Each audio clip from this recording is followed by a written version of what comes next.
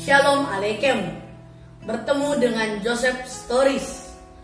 Saya Joseph, bukan anaknya Jakob yang dilahirkan Rahel itu, yang menjadi penguasa di tanah Mesir itu, melainkan anak seseorang yang sudah bertemu Tuhannya, yaitu Elohim.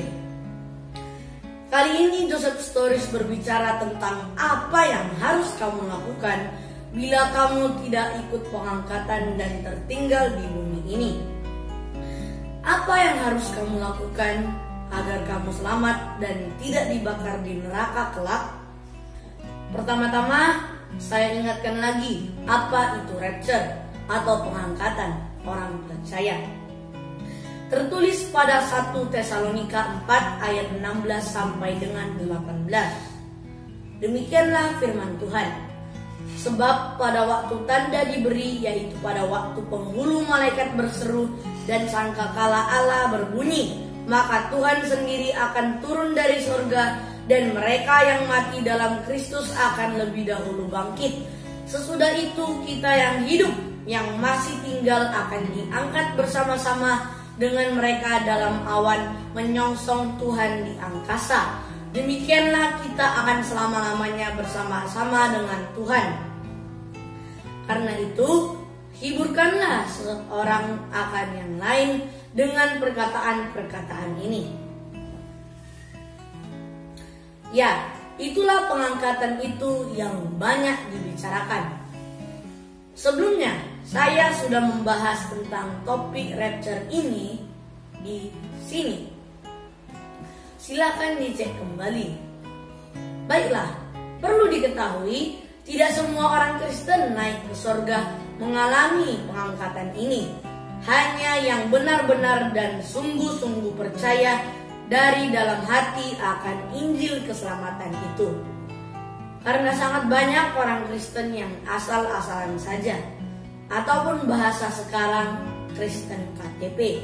Orang Kristen tapi tidak percaya Kristus itu Tuhan. Ngaku-ngaku orang Kristen tapi tidak tahu apa gunanya dan tujuannya beragama Kristen. Orang Kristen tapi menyembah roh nenek moyang. Orang Kristen tapi tidak tahu tentang keselamatan. Orang Kristen tapi tidak tahu Injil keselamatan, dan seterusnya. Silakan Anda tambahkan sendiri. Misalnya, seseorang yang punya SIM A tapi tidak tahu mengendarai mobil. Aneh kan? Pertanyaannya, kok bisa dia punya SIM? Dan kok bisa seseorang mengaku-ngaku orang Kristen tapi tidak tahu doktrin keselamatan? Bila rapture terjadi dan kamu tertinggal di bumi ini, artinya saudara akan masuk kepada masa tribulasi atau masa aniaya atau masa sengsara selama 7 tahun. Masa yang sangat mengerikan untuk dialami. Masa pemerintahan anti-Kristus. Jadi, apa yang harus Anda lakukan agar kamu beroleh keselamatan, agar bila tubuhmu mati, jiwamu masuk surga? Yang pertama, Anda harus percaya bahwa Yesus itu adalah Tuhan. Buka Alkitabmu pada Kisah Para Rasul 4 ayat 12, terjemahan baru. Demikianlah firman Tuhan. Dan keselamatan tidak ada di dalam siapapun juga selain di dalam Dia, sebab di bawah kolong langit ini tidak ada nama lain yang diberikan kepada manusia yang olehnya kita dapat diselamatkan. Dia itu maksudnya adalah Kristus. Yang kedua, memiliki iman dalam Kristus serta mematuhi perintahnya. Wahyu 14 ayat 12. Yang penting di sini ialah ketekunan orang-orang kudus yang menuruti perintah Allah dan iman kepada Yesus. Yang ketiga, bertahan dan setia sampai akhir. Matius 10 ayat 22. Demikianlah firman Tuhan. Dan kamu akan dibenci semua orang oleh karena namaku, tetapi orang yang bertahan sampai pada kesudahannya akan selamat. Markus 13 ayat 12. Seorang saudara akan menyerahkan saudaranya untuk dibunuh. Demikian juga seorang ayah terhadap anaknya. Dan anak-anak akan memberontak terhadap orang tuanya dan akan membunuh mereka. Mengapa bisa sampai seperti ini? Yakni seseorang akan menyerahkan saudaranya untuk dibunuh. Karena pada masa tribulasi itu, semua yang percaya Kristus akan dibenci dan diburu. Dipaksa mengakui bahwa antikristus yang datang itulah juru selamat. Bila saudaranya atau ayahnya tidak menurut, maka akan diserahkan untuk dibunuh. Yang keempat, jangan mau disesatkan dengan pemerintahan antikristus yang menawarkan Kristus yang lain, yakni antikristus itu sendiri yang akan membuat tanda-tanda mukjizat dan menyesatkan banyak orang karena menyangka dialah Kristus yang benar. Buka kitabmu pada Matius 24 ayat 4-13. Demikianlah firman Tuhan. Jawab Yesus kepada mereka, "Waspadalah, supaya jangan ada orang yang menyesatkan kamu. Sebab banyak orang akan datang dengan memakai namaku dan berkata, 'Akulah Mesias,' dan mereka akan menyesatkan banyak orang. Sebab bangsa akan bangkit melawan bangsa, dan kerajaan melawan kerajaan. Akan ada kelaparan dan gempa bumi di berbagai tempat. Akan tetapi semuanya itu barulah permulaan penderitaan menjelang zaman baru. Pada waktu itu kamu akan diserahkan supaya disiksa, dan kamu akan dibunuh, dan akan dibenci semua bangsa oleh karena namaku. Dan banyak orang akan murtad, dan mereka akan saling menyerahkan dan saling membenci. Banyak nabi palsu akan muncul dan menyesatkan banyak orang. Dan karena makin bertambahnya kedurhakaan, maka kasih kebanyakan orang akan menjadi dingin.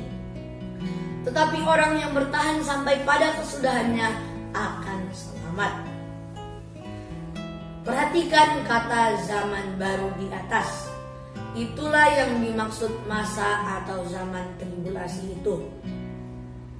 Yang kelima, akui bahwa Kristus adalah Tuhan dan Juru Selamatmu, walaupun diancam untuk dibunuh dalam masa pemerintahan antikristus itu. Buka Alkitabmu pada Matius 10 ayat 32-33. Demikianlah firman Tuhan. "Setiap orang yang mengakui aku di depan manusia, aku juga akan mengakuinya di depan Bapakku yang di sorga. Tetapi barang siapa menyangkal aku di depan manusia, aku juga akan menyangkalnya di depan Bapakku yang ada di sorga." Yang keenam, jangan mau menerima tanda antikristus itu. Wahyu 14 ayat 9-11. Dan seorang malaikat lain, malaikat ketiga, menyusul mereka dan berkata dengan suara nyaring, "Jikalau seorang menyembah binatang dan patungnya itu, dan menerima tanda pada dahinya atau pada tangannya, maka ia akan minum dari anggur murka Allah yang disediakan tanpa campuran dalam cawan murkanya. Dan ia akan disiksa dengan api dan belerang di depan mata malaikat-malaikat kudus dan di depan mata anak domba. Maka asap sapi yang menyiksa mereka itu naik ke atas sampai selama-lamanya. Dan siang malam mereka tidak henti-hentinya disiksa, yaitu mereka yang menyembah binatang serta patungnya itu. Dan barang siapa yang telah menerima tanda namanya." Jelas ya, semua orang yang menyembah dan menerima tanda binatang itu akan masuk neraka. Yang ketujuh, bersiaplah untuk mati martir untuk mempertahankan imanmu dalam Kristus. Buka Alkitabmu pada Wahyu 20 ayat 4. "Lalu aku melihat tahta-tahta dan orang-orang yang duduk di atasnya. Kepada mereka diserahkan kuasa untuk menghakimi. Aku juga melihat jiwa-jiwa mereka. yang telah dipenggal kepalanya karena kesaksian tentang Yesus dan karena firman Allah, yang tidak menyembah binatang itu dan patungnya, dan yang tidak juga menerima tandanya pada dahi dan tangan mereka. Dan mereka hidup kembali dan memerintah sebagai raja bersama-sama dengan Kristus untuk masa 1000 tahun. Perhatikan kalimat di atas. Jiwa-jiwa orang yang dipenggal kepalanya, itulah yang dimaksud orang yang setia beriman kepada Kristus, di mana pada masa tribulasi mereka dipenggal. Dan akhirnya kita melihat di ayat di atas bahwa mereka ikut memerintah sebagai raja. Saudara, siap mati martir? Ingatlah iman Daniel dalam masa pembuangan yang menolak menyembah patung buatan Raja Nebukadnezar itu. Semua yang tidak menyembah dan dibunuh. Namun Daniel tidak mau menyembah dan berlutut. Bahkan dimasukkan ke dalam api dan kandang singa pun dia tetap setia kepada Tuhan Elohim. Dalam masa tribulasi Anda membutuhkan iman seperti itu untuk selamat. Berat ya masa tribulasi itu.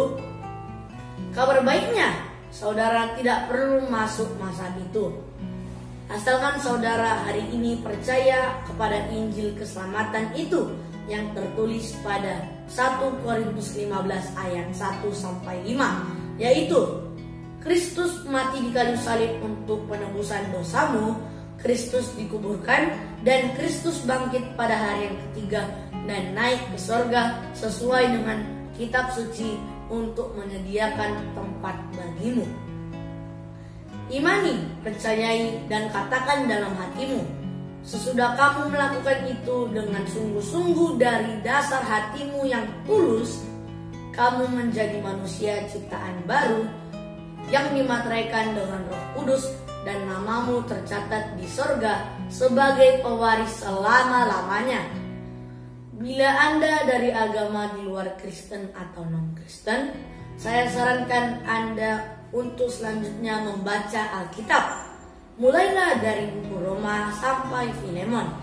Kalau begitu, bila Anda mengambil kesempatan ini untuk mengikut Kristus mulai hari ini, kamulah saudaraku yang sesungguhnya. Selamat ya, Tuhan memberkati. Please share, comment, dan subscribe. Maju terus dengan Kristus. Haleluya.